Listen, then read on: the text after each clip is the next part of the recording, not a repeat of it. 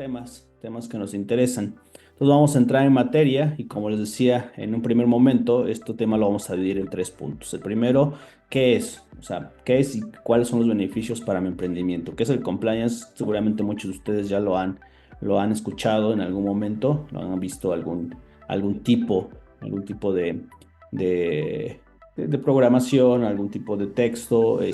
Hubo un tiempo que estuvo mucho en boga tema de compliance, pero desde la perspectiva penal, ¿no? La realidad de las cosas es que esto es un tema muy viejo, muy lejano. Actualmente está ya más asequible a todas las personas y justamente el objetivo de estas actividades es acercarlo aún más a personas que no necesariamente tienen el poder adquisitivo o la capacidad económica para implementar grandes procesos. El compliance históricamente se ha regido y ha tenido funciones en empresas muy grandes, empresas globales que tienen procesos y que tienen capacidad económica para implementar procesos y cuestiones que pues obviamente requieren un sistema, un tema económico, ¿no? Entonces, lo que vamos a hacer, y justamente el objetivo de estas tres sesiones que vamos a estar viendo en este mes, es dar bases para que sin que tengamos que erogar cantidades absurdas de dinero, sin que tengamos que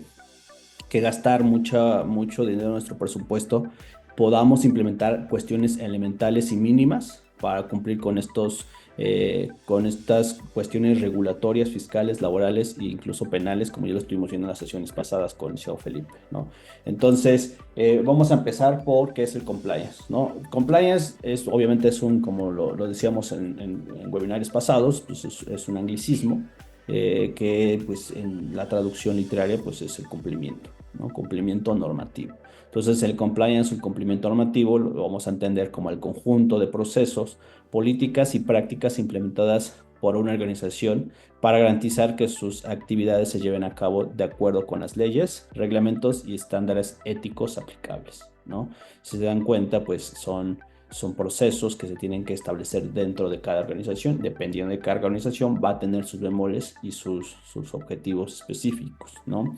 Entonces, en esencia, el compliance busca prevenir, detectar y responder. Es decir, antes, durante y después. Como lo platicamos en la sesión del jueves pasado en el tema del acoso laboral, son cuestiones que tenemos que identificar desde antes que sucedan, tenemos que estar preparados en el momento que sucedan y en el caso responder a esas situaciones y poder incluso resarcir algún daño.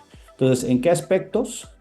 Aquí en la perspectiva general o amplia, lo vamos a entender como principales elementos riesgos legales, que obviamente va a depender de la actividad comercial o que se dedique la persona, financieros o reputacionales. Este último punto es muy importante y creo que son a veces de los que menos se toman en cuenta. Pero lo vamos a ver casi al final de esta sesión. Entonces, origen y evolución. Tenemos como origen algunos datos, sobre todo dos casos específicos, dos casos muy polémicos en Estados Unidos. El Watergate y el caso de Enron. El primero de ellos fue un tema político y el segundo fue un tema empresarial.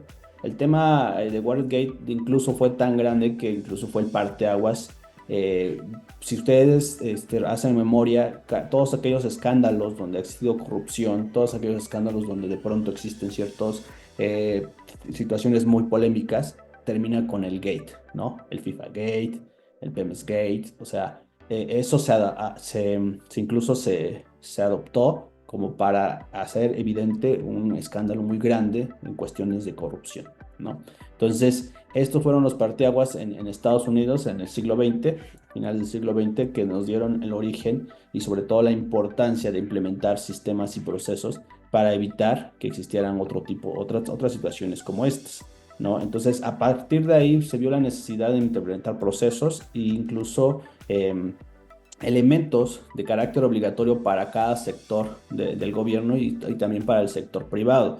En el caso de Enron fue una empresa muy grande, una empresa que no solo estuvo involucrada directores dentro de la empresa, sino que de otra empresa externa que era la auditora. La empresa auditora se supone que se fijaba que los números que efectivamente fueran correctos para que los inversionistas tuvieran la certeza de que la empresa estaba funcionando bien, tenían esta complicidad con los auditores externos. Los auditores externos validaban números falsos. Bueno, es una historia muy grande que da para otros temas, pero si pueden, se te pueden dar la oportunidad de googlearlo o poner en YouTube estos dos casos. Son dos casos muy emblemáticos y nos va a dar pues un parteaguas de cómo pueden existir varias agravantes dentro de una organización, ya sea pública o privada, y que puede desencadenar grandes cuestiones tanto reputacionales como financieros. En el caso, me regreso, en el caso de la evolución, nos dice que con el tiempo el compliance se ha expandido más allá del ámbito financiero, es decir, integrando los sectores como sanitario, tecnológico, ambiental y publicitario. Cada cosa que ustedes gusten y manden, cada actividad que nosotros desarrollemos va a tener un elemento de compliance. ¿Por qué? Porque es cumplimiento. Cada actividad que nosotros desarrollemos va a tener una norma que regula el actuar. Recordemos que el derecho es eso. El derecho es la regulación de la conducta en sociedad, de la conducta de las personas, ¿no? Y también no solo de la persona física, sino la persona moral. Entonces, cada actividad que desarrollemos durante las actividades, pero durante el quehacer cotidiano, va a estar regulado, va a existir una norma que va a hablar sobre ello.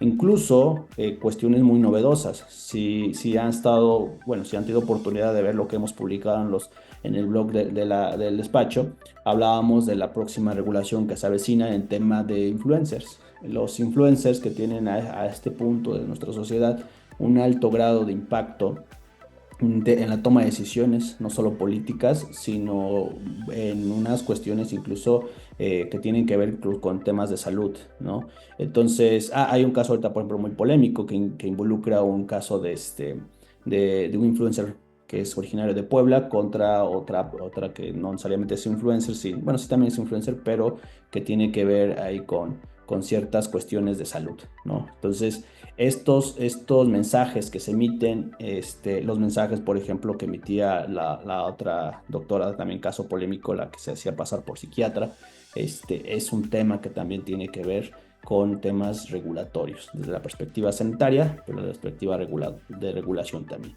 Entonces, ha avanzado tanto estos procesos, han avanzado tanto estas cuestiones, que incluso ya tenemos un ISO, el ISO 37301, que es de sistemas de gestión de compliance.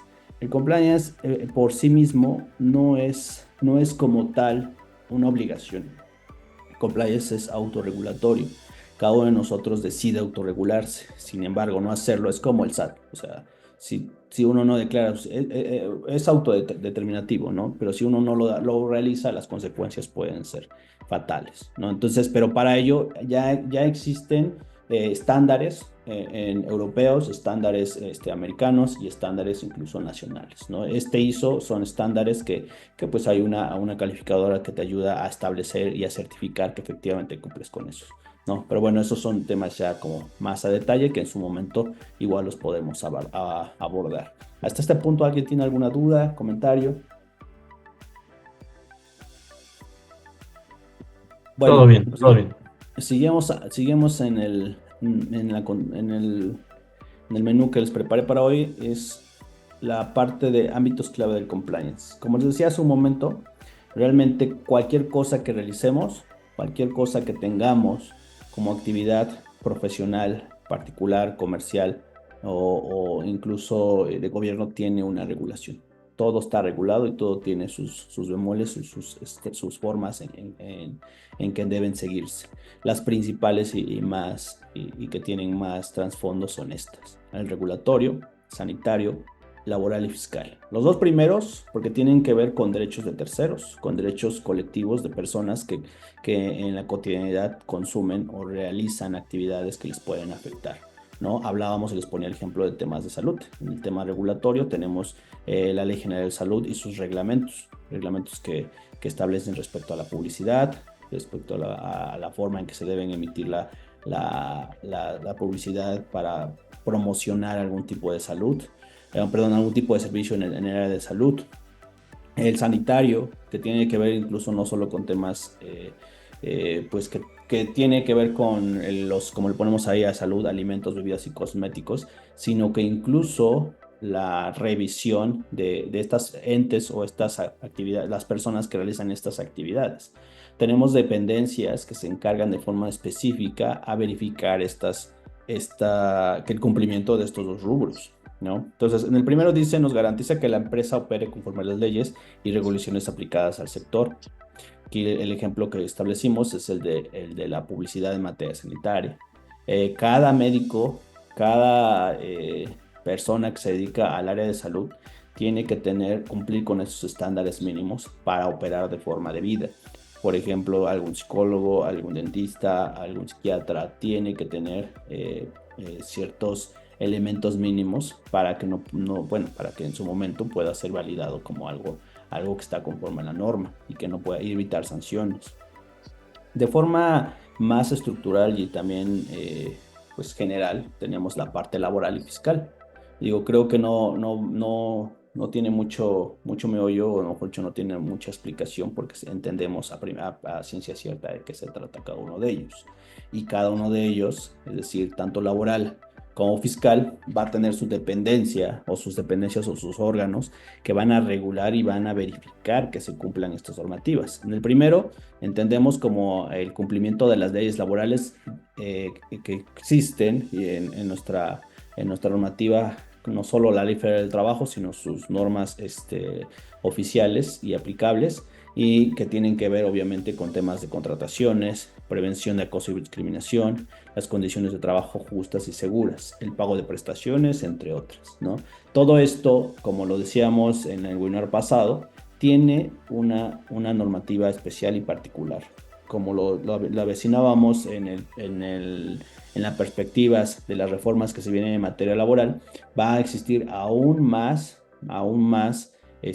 cumplimientos de este tipo. Vamos a tener mayores requisitos para cumplimentar y para estar en regla. Hablábamos la vez pasada del tema de la reforma de la ley para prevenir la trata de personas, ¿no? Hablábamos el tema de la ley Silla, ¿no? Todo esto lo tiene que ver y ya como lo vecinábamos, pues obviamente el cumplimiento conduce a esto. El tema fiscal no solo tiene que ver con pagar impuestos, sino también con la evasión y lavado de dinero y cuestiones de ese tipo, ¿no? En este caso hablábamos establecemos en la diapositiva que implementa controles internos para prevenir fraudes y mantener registros contables claros. Hace poco, el tema en boga era que se estaba vinculando, ya fue declarado inconstitucional, pero se estaba estableciendo como delincuencia organizada la evasión fiscal, ¿no? Fue algo muy, muy problemático porque pues lo que se buscaba era criminalizar, ¿no? De una u otra forma las personas que pues el simple hecho de que pudieran incluso solo emitir una contabilidad de forma pues equívoca, ni siquiera con dolo podrían considerarse como esto, ¿no? Pero bueno, afortunadamente fue echado para atrás.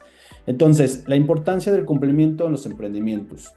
Aquí lo establecemos en tres puntos específicos, que obviamente el primero es lo latente, reducción de riesgos legales y financieros, la protección de reputación corporativa, y la tercera, la generación de confianza con clientes e inversionistas. La primera, como les decía, es un poco obvio, claramente, porque si no cumplimos con la norma, pues vienen sanciones, ¿no? Lamentablemente muchas personas emiten o toman decisiones atendiendo a qué tanto es posible que me sancione, ¿no? O sea, lamentablemente existe esa cultura a veces de incumplimiento, o el emprendimiento a veces viene derivado de ello, ¿no? Porque como les decía, a veces el tener un cumplimiento conlleva desgastar más el dinero, o sea, tener un gasto más, tener un coste más amplio. Entonces, a veces, lamentablemente, eso impide. Hablando, por ejemplo, en materia laboral, entendemos que el contratar a una persona, lamentablemente, no solo implica el salario fijo, implica todo un paquete que conlleva pagar impuestos y pagar prestaciones de seguridad social. Entonces, muchas personas o la mayoría de emprendimientos lamentablemente o realizan las contrataciones sin este pago, ¿no? Sin este pago de prestaciones que en su momento podría devenir en una sanción. Entonces, puedes tú contratar a una persona y sin que se le pague prestaciones de seguridad social, sin que se pague ciertos elementos que la norma establece, sí, sí lo sacamos del ámbito laboral. Si estamos estableciendo de un tema profesional y no laboral. Pero bueno, son bemoles que cada uno de nosotros en nuestro quehacer tendríamos que identificar. Entonces, dentro de esta reducción de riesgos legales y financieros, son los que tendríamos que tener como primer punto de importancia, ¿no? Entonces, aquí obviamente evitar sanciones, prevenir litigios y control financiero es algo que tendríamos que tener sí o sí, ¿no? Sin embargo, algo que también a veces sale o escapa de nuestra perspectiva de por qué queremos cumplir, son dos puntos que también nos van a ayudar a crecer, que es la protección de la reputación corporativa, o en este caso de la empresa que estamos creando, y la tres, la generación de confianza con clientes. Una empresa que desde el principio se crea con buenos valores, con buenos lineamientos éticos, con buenos estándares de calidad, va a ayudar, o mejor dicho, va a generar que los clientes tengan más confianza y consuman más, ¿no? Si lo hablamos de una empresa, si lo hablamos de un profesionista, cada vez que un profesionista, por ejemplo, hablando del sector salud, cada vez que un profesionista tiene todo claro, emite facturas, tiene su cédula, sus títulos a la vista, tiene todas sus certificaciones, no emite una publicidad engañosa, porque lamentablemente en el sector salud es muy común que existe publicidad engañosa. ¿A qué me refiero con publicidad engañosa? Por ejemplo, que presumen o se presentan como un especialista y lamentablemente no lo es así, ¿no? Ya tenemos un caso muy sonado, pero eso existe en muchísimos casos, ¿no? Entonces, desde la perspectiva profesional, también puede existir estas situaciones. La credibilidad o la reputación, tanto de mi emprendimiento o de mi ejercicio profesional, va a afectar en la medida que las personas que tomen en cuenta todos estos elementos, pues ya no me van a contratar, ¿no? Recordemos que la confianza de un cliente, una vez perdida, muy difícil se recupera y a veces corre más la voz la persona que desconfía que de la que confía, ¿no? A veces los comentarios negativos son los que más se proliferan que los comentarios positivos, ¿no?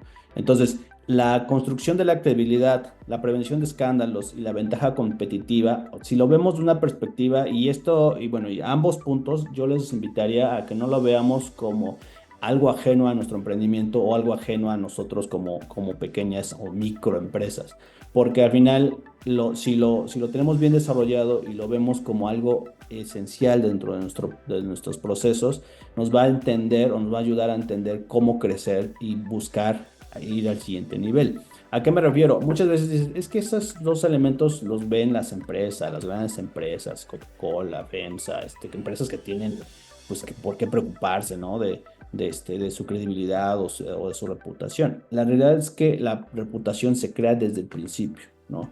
Y es más fácil crecer un emprendimiento cuando genera esa confianza y esa credibilidad, ¿no? En la parte de generación de confianza con clientes e inversionistas, cuando ustedes crean una empresa, cuando se crea una empresa desde capital propio, el crecimiento es muy, muy lento porque tenemos que esperar a que surta frutos la inversión, a que nuestro modelo de negocio prospere. Y es muy lento ese proceso. Entonces, actualmente, si queremos acceder no solo a créditos bancarios, sino incluso a acceso a capital externo, fondos de inversión o algún otro que crean, nosotros tenemos que tener todo algo que se conoce o que se le entiende como un due diligence, que significa que estamos haciendo una debida diligencia y que estamos generando un trabajo correcto durante todos nuestros procesos.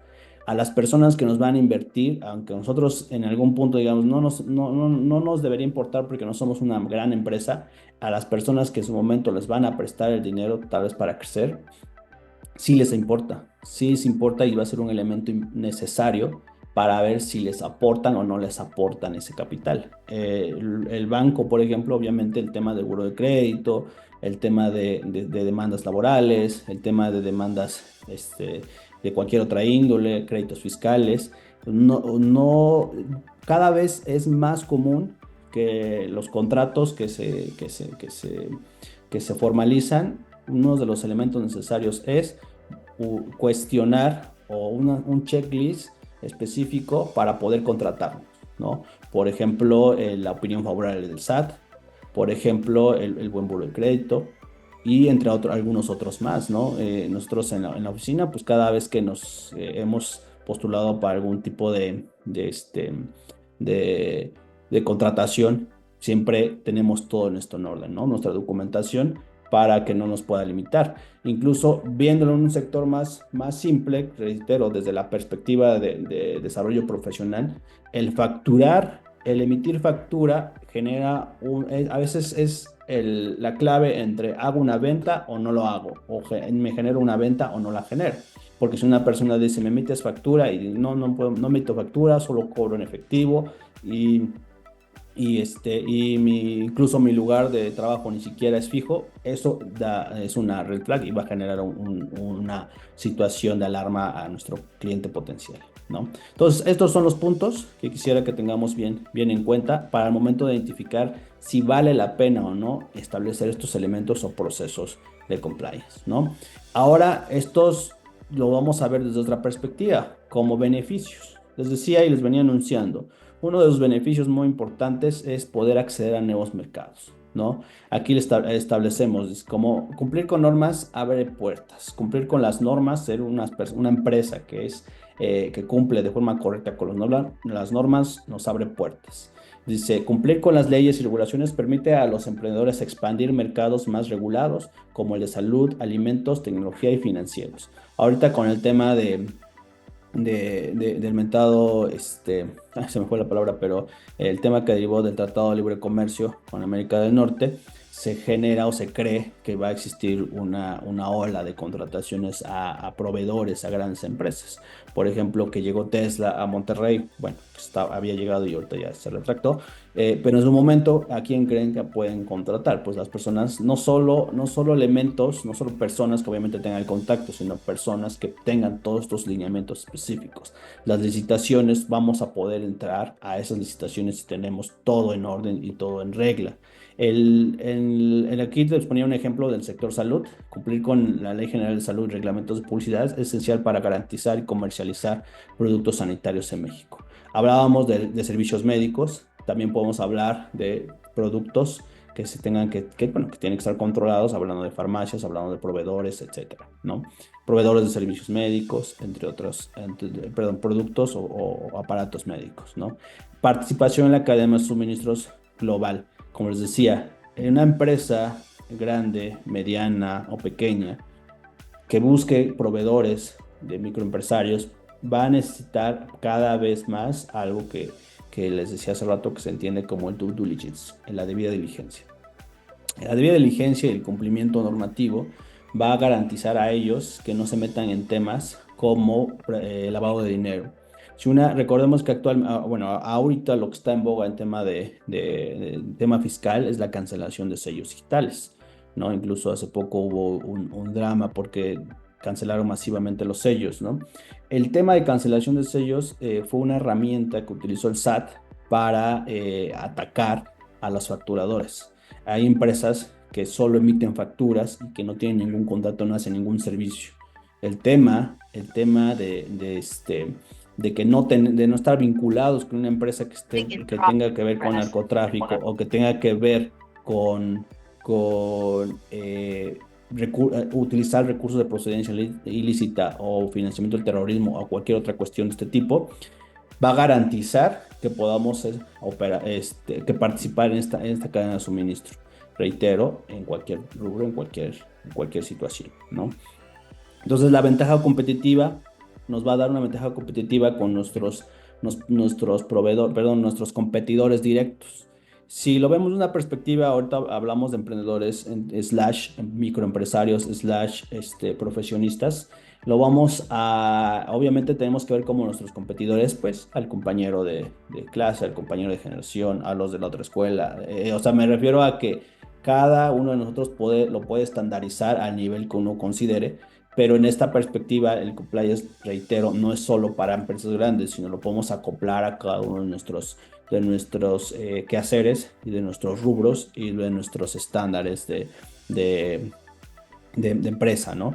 El momento que nosotros tengamos más elementos, como por ejemplo, como les decía hace un momento, que tengamos elementos para dar un mejor servicio como facturas, como métodos de pago, como páginas web bien reguladas, como aviso de privacidad bien establecido, todos los requisitos y elementos que nos establece la Ley General de Salud, hablando de servicios de servicios de salud y cualquier otra que nos regule, vamos a tener una ventaja. La persona que va a decidir si nos compra o no nos compra va a decidir sobre nosotros, va a decidir de nosotros sobre la competencia. Entonces es un elemento que debemos tener bien claro, ¿no?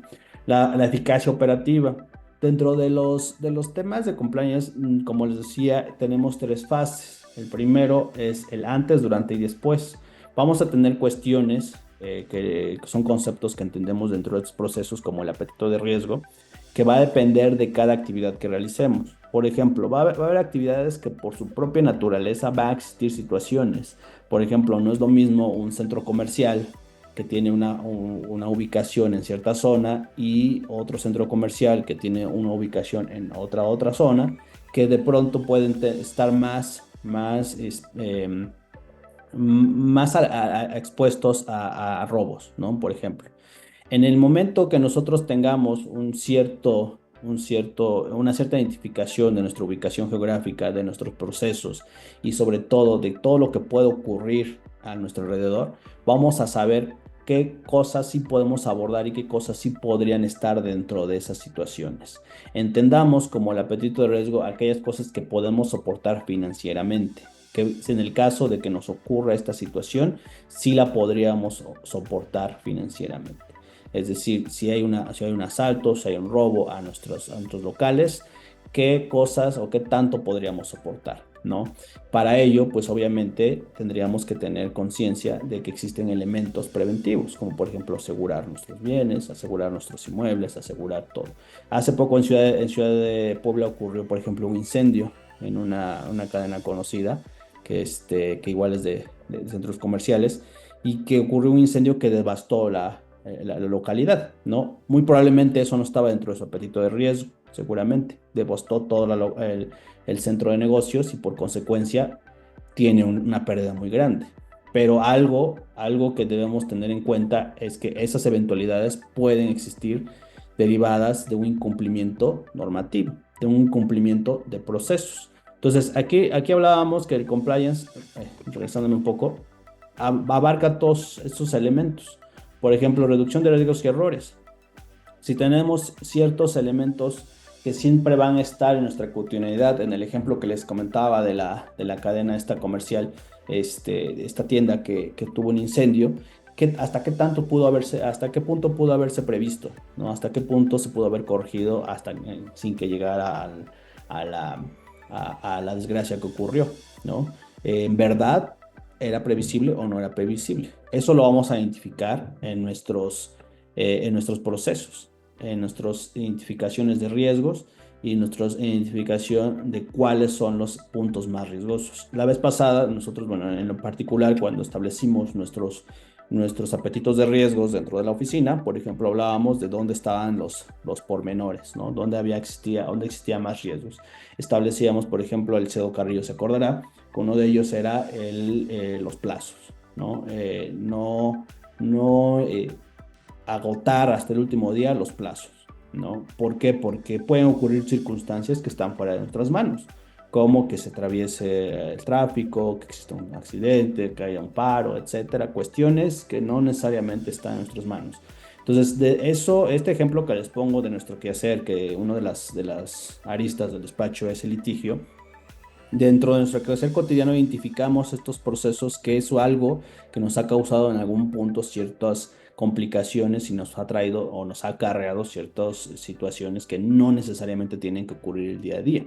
Entonces, si ya lo identificamos, tendríamos que ver hasta qué punto lo podemos corregir. Entonces, esto tendría que estar en nuestros procesos. Estándares claros para empleados, las políticas internas, los manuales de procedimiento. Si uno no tiene empleados, digo, obviamente esto es para uno propio, pero si empezamos a tener empleados, que es lo necesario cuando queremos crecer, es sí o sí, tenemos que tener cuestiones o pautas claras. Hablábamos la vez pasada de elementos indispensables que debemos tener dentro de nuestro centro de trabajo, que es el código de ética, el reglamento interior de trabajo y manuales de procedimiento.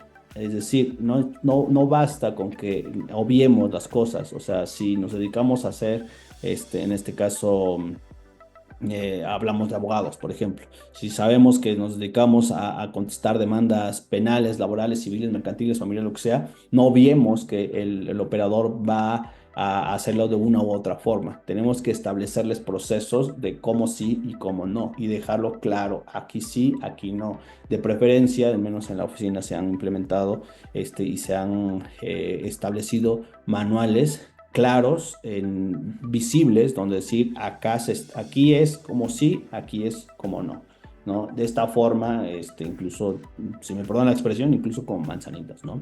Que quede lo más claro posible de cómo es el deber ser y cómo es lo que se debe, cómo que se debe de realizar. Entonces, eso lo vamos a identificar en cada área de nuestro centro de negocio, en cada área de nuestra cadena de producción o en cada área de nuestro emprendimiento. Si somos menos personas, pues es más fácil realizarlo, pero más complejo en el momento de que cada persona tiene muchísimas más actividades, somos más todólogos, ¿no? En la medida que seamos más personas, va a ser necesario más establecer estos lineamientos en la perspectiva de ética, ¿no? El código de ética es un elemento muy indispensable, no basta con decir nuestros valores, misión, valores y todo, sino tener elementos específicos, ¿no? Y por último, la automatización y tecnología. Muchas herramientas que actualmente surgen nos ayudan mucho a generar productividad, mejorar procesos, desde el tema de como por ejemplo la facturación, como temas como por ejemplo la cobranza, incluso pues obviamente hablando ya de inteligencia artificial, crear procesos, contenido, calidad. Pero eso son cuestiones que tenemos que tener bien identificados y tenemos que tener la posibilidad de identificar que pueda existir un riesgo en esas cuestiones. Por ejemplo, si subimos nuestra base de datos, nuestro Excel de ventas o de clientes a una herramienta como Gemini, como ChatGPT, y qué tanto esa información está visible, ¿no? Si no tenemos candados o elementos, estaríamos violentando la ley general de protección de datos personales en posesión de particulares. ¿Por qué una persona que de pronto da su teléfono para preguntar sobre, no sé, unas papas o un producto X y resulta que después ya le andan ofreciendo paquetes o lo andan extorsionando? Esos son violaciones flagrantes a la Ley Federal de Protección de Datos Personales, Ley General de Protección de Datos Personales en posesión de particulares, ¿no? Son elementos que tenemos que tener identificados, ¿no? Ahorita, por ejemplo, hablándoles de este tema, pues hablábamos del tema de propiedad intelectual, que se está inmiscuyendo el tema de GPT, ChatGPT, bueno, OpenAI, que es la generadora, y también algunas aplicaciones que generan canciones a través de otras, según alimentaciones o conociendo o interpretando productos ya existentes, ¿no? Son dilemas éticos que tendremos que tener bien identificados para ver hasta dónde sí o hasta dónde no. Pero bueno. Ya por último, como beneficios, como les decía hace un momento, los vamos a identificar como creación de valor a largo plazo. La creación de valor a largo plazo se refiere a lo que les he venido diciendo, en el entendido de que cuando creamos un emprendimiento, creamos una empresa, lo que queremos es perdurar en el mercado. Hablando de un tema profesional o un tema comercial, lo que queremos es que nuestro emprendimiento crezca y se desarrolle a lo largo de los años. No creo que ninguno de nosotros inicie un proceso o un proyecto pensando que va a durar un año, 2 años o peor meses y solo vamos a ver qué pasa, ¿no? Creo que cada vez que iniciamos un proceso, un proyecto, es con la intención de que crezca a lo largo de los años, incluso transgeneracional, ¿no?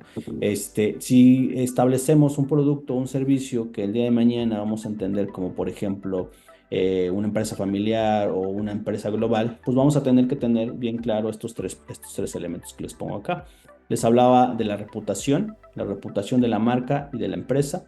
En el mismo tema, por ejemplo, del caso sonado de la persona que se identifica o se hacía pasar como no, psiquiatra, me parece, que emitía pues recetas falsas y todo, embarró a muchas empresas, ¿no? Bueno, a varias empresas, dos en particular, una plataforma digital que se dedica a promocionar médicos y otro igual en la ciudad de Puebla que se dedica a rentar consultorios médicos, ¿no? Esta empresa, pues a final de cuentas, tuvo un menoscabo en su reputación, porque si bien su nombre y se pueden establecer ellos como una empresa que solo te pone a médicos top y resulta que una de ellas no era ni médico, entonces ahí tenemos un problema, ¿no? El panorama que va a tener sobre esa empresa o que va a caer sobre la empresa es de desconfianza. Eso fue un proceso mal implementado, fue un proceso que no tuvo la ya sea de la contratación del servicio, que fue la renta del consultorio, ya sea en la validación de los datos o en cualquier otra área de la comunicación de todo su proceso, tuvo un problema de validación de datos, de información, que repercutió en la reputación de la empresa, ¿no? Obviamente hay de golpes a golpes, ¿no? Pero ahí efectivamente hubo un grado de responsabilidad que en algún momento, digo, la fiscalía ya estará investigando y incluso podría existir algún grado de responsabilidad penal, ¿no? En el grado que lo comentamos la vez pasada. Entonces, atractivo para inversionistas, ya lo dijimos, nada más para concluirlo, y la sostenibilidad empresarial. Como les decía, para poder hacer un modelo de negocio sólido, tenemos que tener procesos, tenemos que tener claridad de qué estamos haciendo y cómo lo estamos haciendo, y en su momento, pues para poder cumplir los requerimientos que nos establezcan las autoridades competentes y tener claridad de cómo vamos a resolverlo. Recordemos que no estamos exentos a problemas dentro de nuestra organización, de nuestra operación, pero vamos a poder disminuir esa responsabilidad en la medida de que comprobemos que teníamos procesos y que nos hicimos cargo de esas situaciones. Entonces, eso va a ser muy determinante, sobre todo cuando hablemos de responsabilidad compartida o responsabilidad solidaria con los directivos de las empresas, incluso con fijar responsabilidad a la persona moral, ¿no? Entonces, ya por último y para concluir, pues bueno, eso sería todo por esta sesión. Los invitarlos a las siguientes sesiones, que serían los próximos dos jueves que siguen y que serían ya los últimos del año, donde abordaremos ahora ya los dos puntos. Ya entendiendo ahorita el qué fue y para qué nos sirve, vamos ahora a hablar de cuáles son estos elementos principales, ¿no? Este checklist de qué cosas sí debemos entender para todo nuestro quehacer cotidiano, nuestro modelo de negocio, nuestra actividad esencial y cómo implementarlo. Es decir, cómo hacemos este antes, durante y el después, ¿no? ¿Qué cosas tenemos que contemplar sí o sí? ¿Qué cosas podemos aplicar de forma como recomendación y qué cosas pues es un plus, ¿no? Por ejemplo, hay cuestiones que, que pues simplemente podemos aportarlas o buscarlas como pues una mejoría en la calidad de nuestro trabajo, de nuestros empleadores, pero hay otras cosas que sí son obligatorias y que pueden traer o acarrear sanciones, ¿no? En el tema laboral, por ejemplo, ¿no? Entonces, sería todo por mi parte hasta este punto. Aquí les dejamos las redes sociales del despacho, la página web, donde les avisaba al principio de la intervención del tema de las capacitaciones y contenido que vamos a estar estableciendo en nuestra plataforma. Y por mi parte sería todo. Cerramos en punto, en casi tiempo exacto. Nos vemos. Cuídense mucho.